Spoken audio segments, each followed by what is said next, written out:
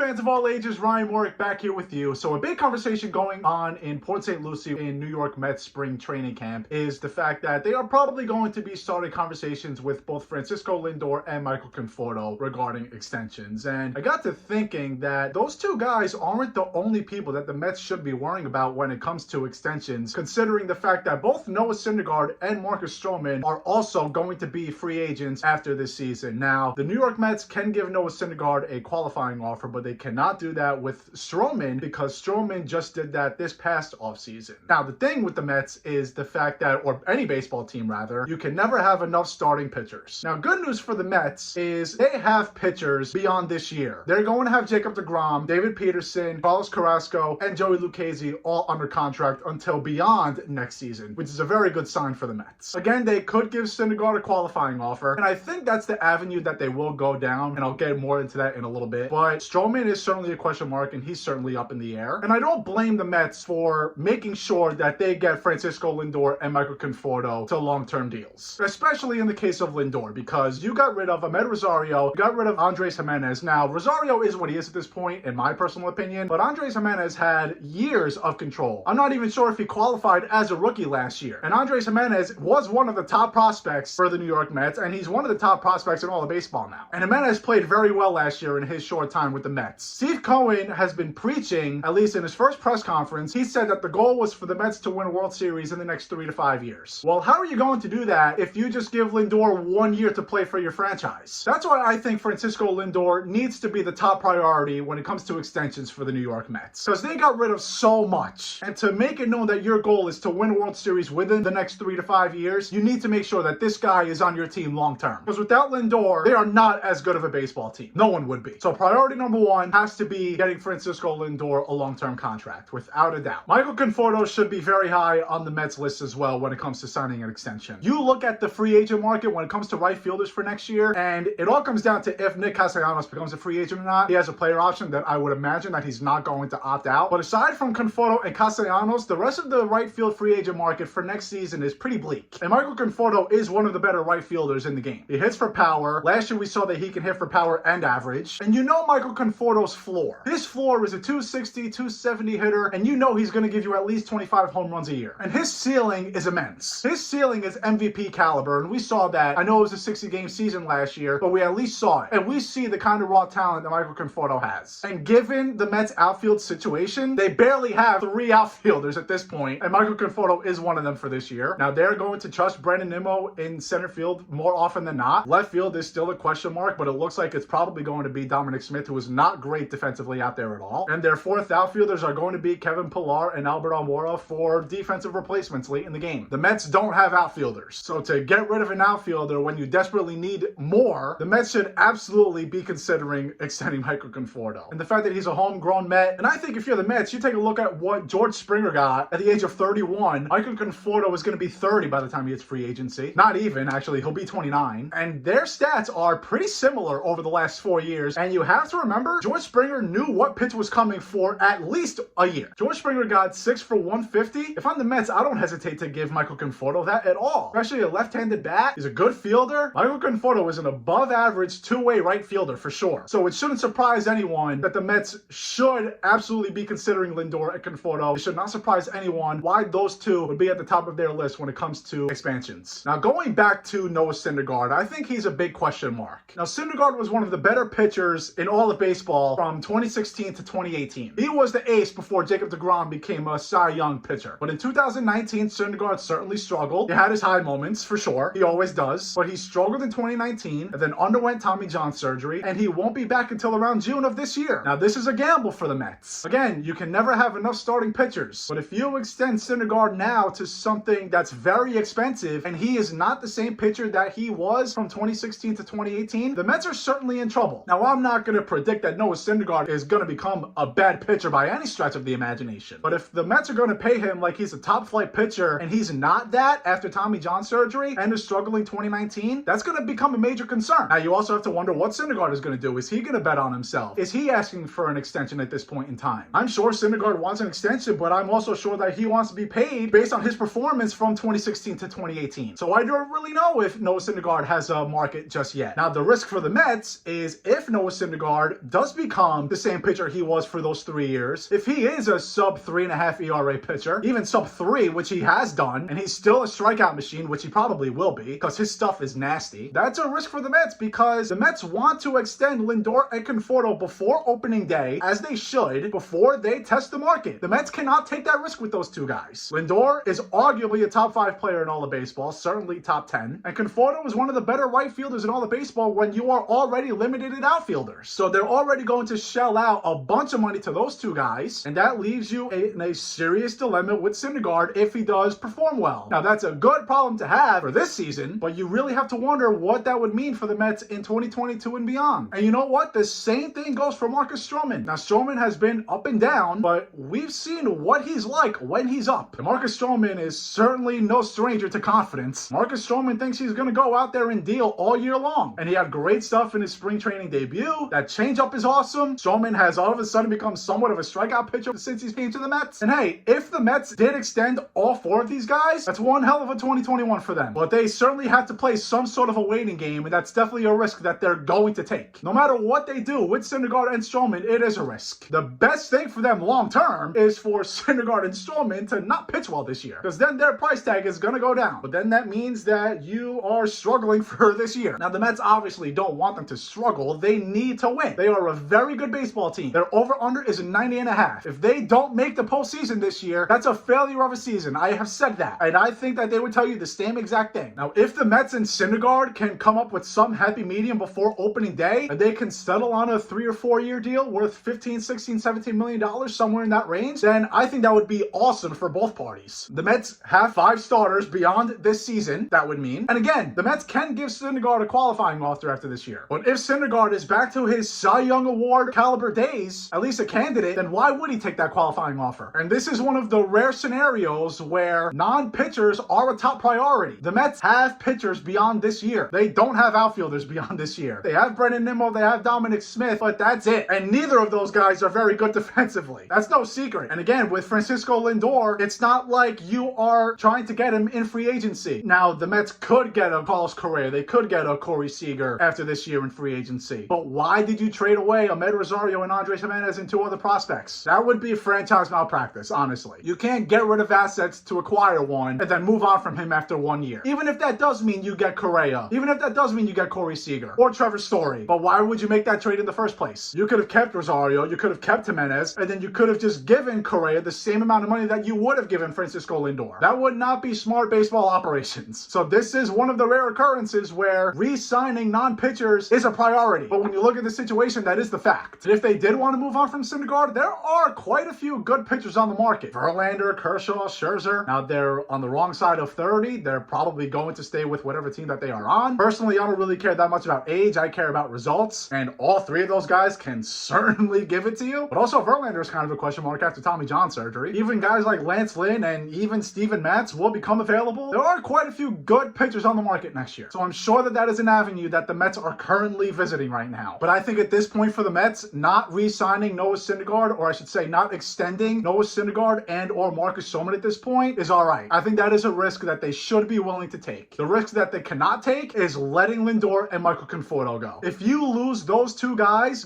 who are playing every single day, some of the better players in the league, and we know what Lindor can do, we know what Conforto can do. If you lose those 2 guys, then they are in trouble. Because those guys are going to be at the top of your lineup every day. Lindor is gold glove. Michael Conforto can hit 300. He can hit 30 home runs. He can drive in 100 runs. You've given up too many assets to not re-sign Francisco Lindor. The outfield market is not all that great next season, and that's why you need to bring Michael Conforto back. If they decide to move on from Noah Syndergaard and or Marcus Stroman, they do have other options. And remember, they already have 4 pitchers under team control next year. And if Jacob deGrom doesn't opt out after next season, then you have all 4 of those guys for the 2023 season also. And worst case scenario, if Noah Syndergaard and Marcus Stroman are all-stars, if they both have VRAs of sub 3 and they're in the Cy Young Award talks, then that probably means that you're in contention for a World Series this year. That's not a bad consolation prize. Be on the lookout for Lindor and Conforto extensions very soon. Don't be surprised if talks start heating up with Syndergaard and Stroman. I'm really excited to see what the Mets do. I'm really interested to see what they do in this situation. It's going to be fun no matter what. Thank you all for watching. Thank you all for listening if you are listening. So long. Take care, everybody.